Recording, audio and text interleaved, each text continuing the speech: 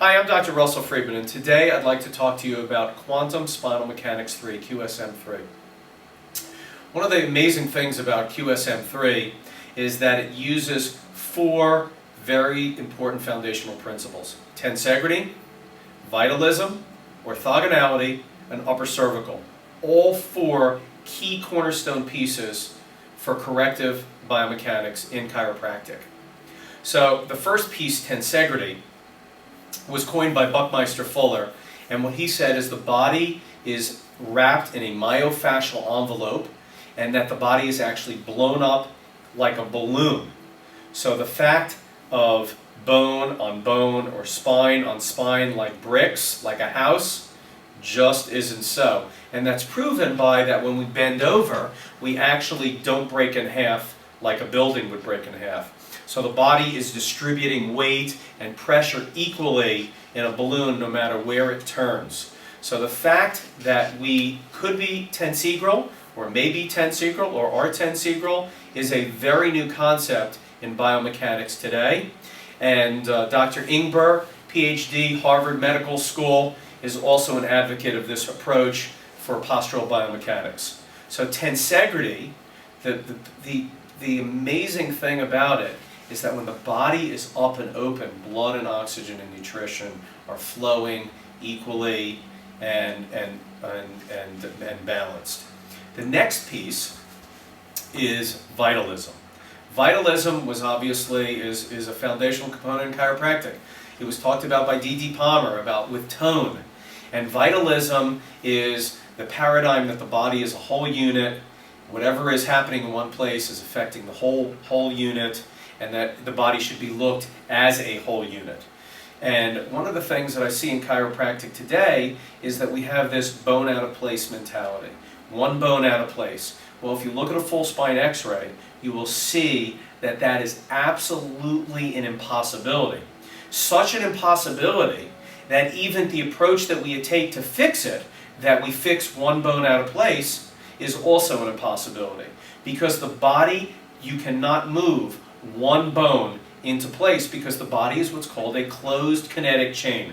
Very similar to this spine right here. If I touch the pelvis, the upper part has to move. So one of the things that I love about vitalism is that the body has to be looked at as a whole unit. One of the things that we do in Quantum Spinal Mechanics 3, QSM3, is that we actually measure three-dimensionally from the head to the atlas, to the neck, and we don't stop there as an upper cervical procedure. We actually go all the way down and look at the pelvis and look at three-dimensionally how the body breaks down in all three Cartesian coordinates. The third piece, orthogonality, is the only, in upper cervical work, we're the only people that are talking about orthogonal, getting the body three-dimensionally balanced, getting it balanced in the X, the Y, and the Z components.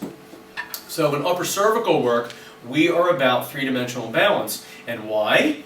Because when the body is symmetrical, guess what happens? The body pops up in its tensegral position because gravity, when we're off-center, collapses and collapses and collapses. And we see that in our elderly. When we're on center and symmetrical and the spine is supporting us, we pop open.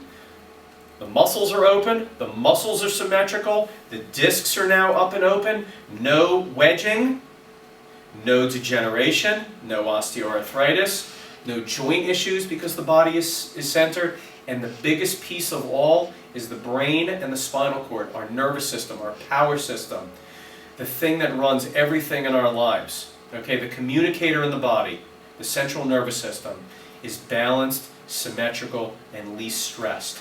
So that means most power, least stress. So now we have a system that becomes tensegral opening, that becomes vitalistic, that we're actually looking at the whole unit, that actually becomes orthogonal, that when we are balanced and we are three-dimensionally balanced and symmetrical, what happens? The body pops up and open. And how do we do all this? From one place, from an upper cervical area. Why not segmentally? Because when you actually touch I'll give you an example. When you push a car and you push the bumper, you affect everything. You can't push the bumper and not affect the seats, the steering wheel, even a pencil that's not even connected to it sitting on the front seat is actually also moving.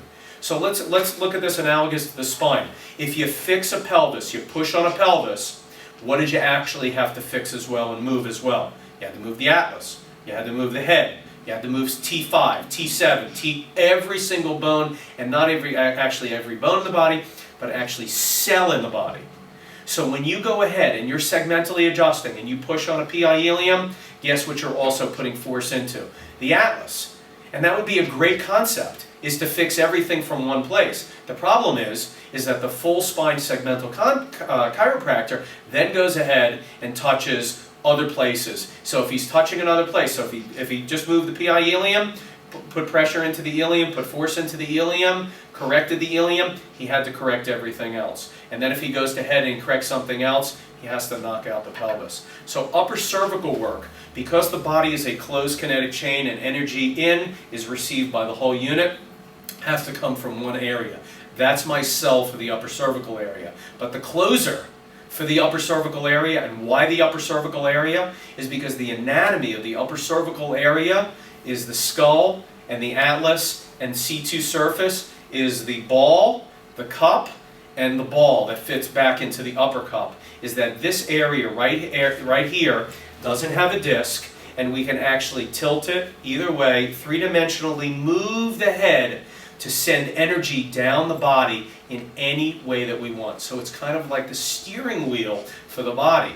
So the body breaks down in a pathway and then collapses. And we need to access that pathway. I'll give you a nice easy example. The body's 20 pounds right and it's rotated posterior 10.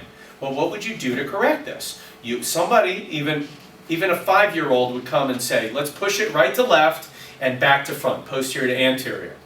Well, you need to be able to access that pathway because that's where the body is stuck.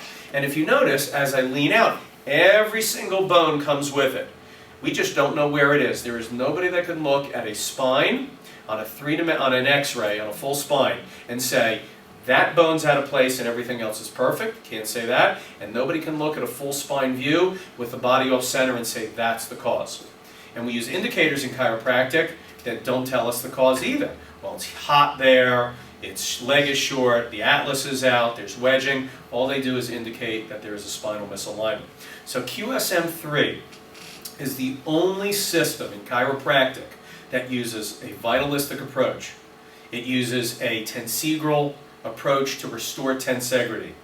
It uses an orthogonal model to get the body on its center that has measurability. And the last piece it does is it uses the upper cervical area to be able to access the pathways that are stuck so that the body can be released and restored back to center. It looks like this. So if the body is tensegral, body goes off center and it collapses, we don't need to push anything, we don't need to twist anything, we don't need to put any force in, we just need to find the pathway of what's holding it here. We call that a resistant pathway, and release it and watch what happens. Orthogonal, tensegral, from one place.